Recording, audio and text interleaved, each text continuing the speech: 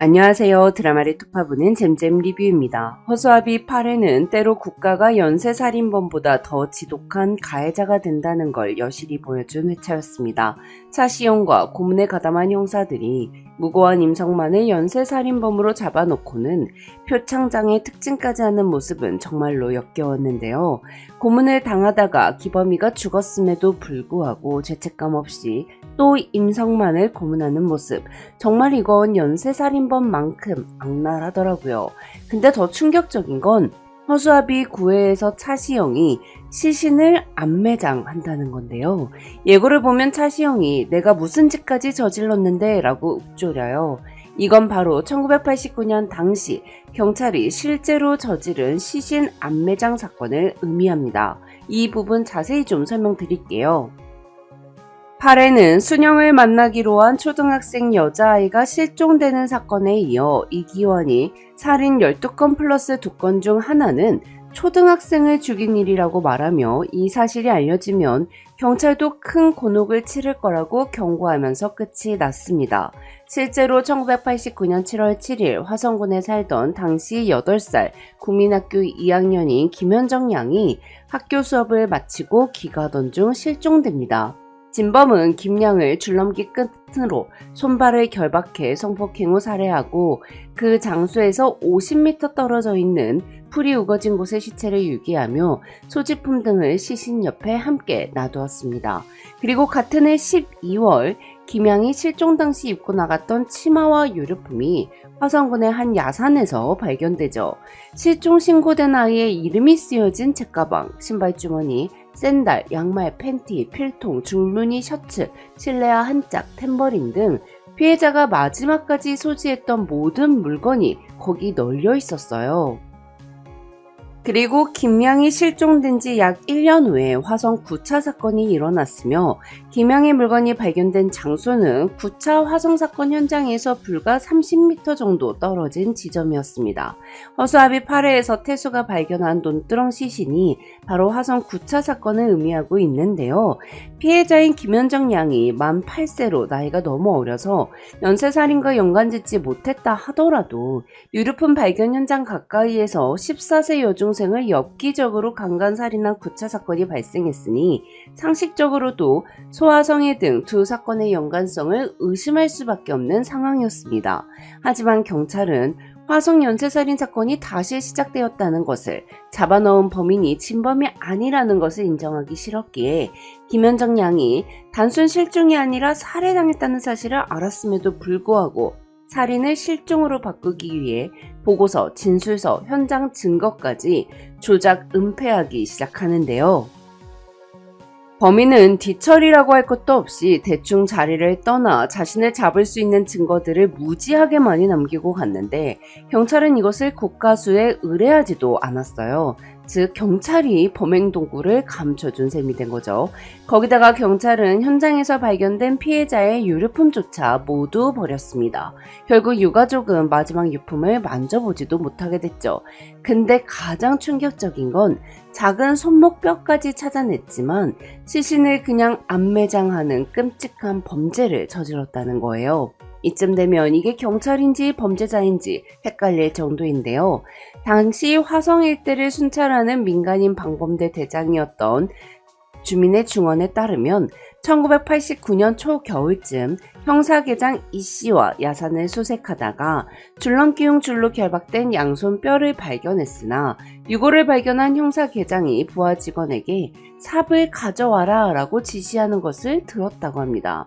이후 부모는 2번이나 수사를 요청했으나 큰 진전이 없다가 이듬해 8월 단순 실종 사건으로 종결돼 30년간 미제 사건으로 남게 됩니다. 유가족들은 희망을 붙잡고 혹시나 딸이 찾아올까봐 30년 동안 집 전화번호도 바꾸지 않았다고 해요. 어딘가에 내 딸 현정이가 살아있는데 기억을 잃어서 돌아오지 못하고 있는 것이니 성인이 되면 기억도 찾아서 가족 품으로 돌아온다고 믿었던 거죠. 또한 광명시로 이사한 이후에도 동네에 수시로 찾아가 수소문을 했고 딸의 기억이 돌아오면 다니던 학교를 찾아오지 않을까 싶어 전학신고도 하지 않았습니다. 하지만 유가족들을 기다리고 있었던 진실은 딸이 강간살인을 당했다는 잔혹하기 그지없는 사실과 이후에 일어난 그보다도 더 추악한 일들이었죠. 2019년 10월 15일 진범이 화성 연쇄살인 및 추가 자백을 하면서 플러스 2 중에 하나가 바로 김현정 양 실종 사건이라는 진실이 밝혀집니다. 진범은 윤양 살해 후에 피해자의 옷 등을 현장 주변에 던졌다고 진술하는데요. 즉 살해 사실을 숨기기 위한 그 어떤 특별한 조치를 취하지 않았다는 뜻이죠. 하지만 1989년 12월 22일 경찰이 작성한 보고서를 보면 가출인의 옷이 신발 주머니 속에 정리돼 넣어져 있어 불쌍히니 가출인의 옷을 새로 구입 내지 사전 준비한 옷으로 갈아입게 한 후 근처에 버린 것으로 보여 단순 가출로 사료됨이라고 기록돼 있어요. 즉 처음부터 조작과 은폐를 작정했던 건데요. 30년이 지나서야 당시 현장을 봤던 경찰들은 사실 속옷이 나뭇가지에 걸려 있었고 현장만 봐도 현정이가 죽었다는 걸 알 수 있었다고 실토했습니다. 즉 함께 침묵하고 증거를 조작한 경찰이 적어도 10명이 넘는다는 정황이 드러난 거였는데요. 이들은 한 방송에서 또 연쇄살인으로 시끄러워질까봐 두려웠다. 서로 금기시하는 분위기였다. 나만 입 다물면 된다고 생각했다라는 등의 변명을 합니다. 한편 2019년 수사본부는 당시 형사계장이었던 사람의 1명, 즉 2명만을 사체 은닉 및 증거 인멸 등 혐의로 입건했습니다. 그 와중에 1명은 이미 2009년에 사망한 사람이었어요. 거기다가 경찰이 검찰에 제출한 의견서에는 피의자들이 김현정의 사체를 은닉해 살해 사실을 영구히 감추려 했다기보다는 일시적인 수사 업무 부담감에서 벗어나고자 사체를 은닉하고 허위 보고를 한 뒤 추후에 용의자가 정확히 특정 검거되면 수사를 재개하려 했던 것으로 추정된다고 적혀 있었습니다. 이게 무슨 개소리죠? 즉 경찰은 변명의 여지가 없는 악행에서조차도 필사의 실드를 쳐주며 수사를 제대로 하지 않고 그대로 종결하고 묻어버렸죠. 유족들은 진범의 자백으로 한 차례 충격을 받았다가 경찰의 만행이 드러난 후부터는 모두 정상적인 생활이 불가능해졌는데요. 어머니는 딸을 데려오라고 헛소리를 하고 아버지는 딸을 2번 죽인 경찰은 누가 잡아야 하냐며 하염없이 울기만 했습니다. 이후 유가족은 2020년 당시 형사계장을 허위 공문서 작성 및 행사, 범인 도피, 특정 범죄, 가중처벌 등에 관한 법률 위반, 직무유기 혐의로 고발하며 공소시효를 현정양의 시신을 은닉한 1989년이 아니라 은폐 사실이 드러난 2019년부터 산정해야 된다고 공소시효 연장을 주장합니다.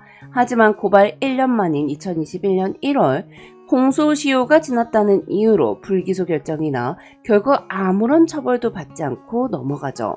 검찰은 국가기관의 횡포에 시달린 유가족에게 또다시 국가기관의 이름으로 군림했고 유가족은 그들에게 끝끝내 사과 한마디를 들을 수 없었던 건데요.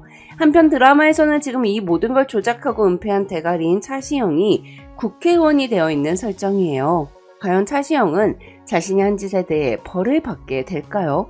아니면 제작진은 현실과 똑같은 모습으로 그 누구도 그때 일을 책임지지 않는 결말로 끝을 낼까요? 제발 드라마에서만이라도 바위가 돌멩이가 되어버리는 걸 꼭 보고 싶네요. 지금까지 잼잼 리뷰였습니다. 감사합니다.